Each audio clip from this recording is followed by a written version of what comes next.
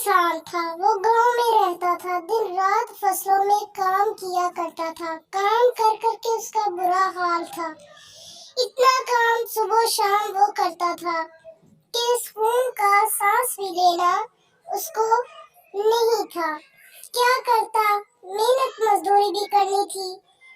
गांव को एक शेर मिला। वो कहता, तुम्हारा मालिक इतना काम करता है, तुम इतना थक जाते हो। फिर उसने ये हल्का काम छोड़कर लकड़ियां लेने के लिए चला गया जंगल में। जंगल में कुछ उसने लकड़ियां काटी। लकड़ियां काटने के बाद वो काफी देर लगा रहा, लेकिन दरख्त इतना मजबूत था कि वो उतरने को ना ही नहीं दे रहा था। काफी देर कुल्हाड़ा उसके ऊपर मारता रहा, लेकिन वो नीचे गिरने का नाम ही नहीं ले रहा था। काफी मजबूत था। आखिरकार वो गिर गया और वो गट्ठा बनाकर अपने घर लेकर गया। इधर से काम खत्म होता था तो घर की बातें जाके उसे सुननी पड़ती थी, कभी बाई की, कभी बेगम की।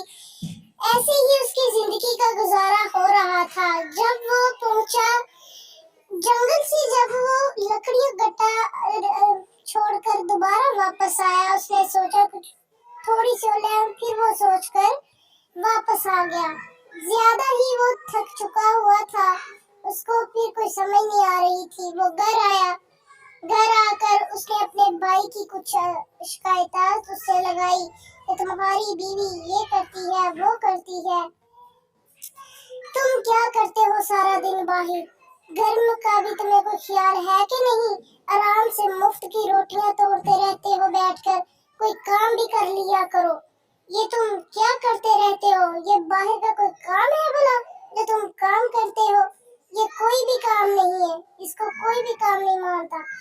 हाँ जी, बच्चे की पढ़ाई ऐसे ही कैसे रखना है? इतना बड़ा हो गया है ये, और आप इसके स्कूल का नहीं सोच रहे? क्या इसको सारी जिंदगी ऐसे ही बिठा के रख रहा है? जाए और इसके स्कूल का कोई बंदोबस्त करे। हमने अपने बच्चों को अपने जैसा नहीं रखना, उनको पढ़ा लिखा कर कोई बड़ा आदमी बनाना है। जी सुनते हो? कैसे चुपचाप मेरी ही सुनते रहोगे? वो बेचारा क्या करता? वो तो सोच के इनकी बातों का मारा हुआ, पहले बाई की, फिर बीवी की, फिर काम काज, सर पकड़कर वो तो बैठ गया। कहने लगा, अब मैं क्या करूं? बीवी भी मुझे बातें सुनाती है, भाई भी मुझे बातें सुनाता है, मैं क्या करूं? मुझे तो कोई समझ ही नहीं आ रहा। वो बैठ जाता है नीचे और कुछ देर खामोशी से सोचता है कि अब मैं क्या करूं, किधर जाऊं। फिर वो सोचने के बाद बच्चे के स्कूल का पता करने के लिए घर से निकल पड़ता है।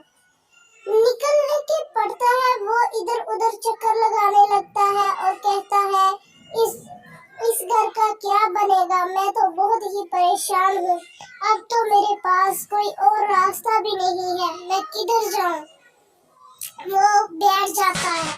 बैठ के काफी देर सोचता रहता है कि अब मैं बच्चे के स्कूल का क्या करूँ, और भाई भी मुझे इतनी बातें सुनाते हैं, अब मैं क्या करूं? टेंशन से मेरा तो दिमाग फटा जा रहा है। मुझे तो कुछ समझ ही नहीं आ रहा। वो कुछ देर के लिए उधर से गायब हो जाता है और बाहर को निकल जाता है। जी फॉलो और लाइक करें हमारे चैनल को। शुक्रिया।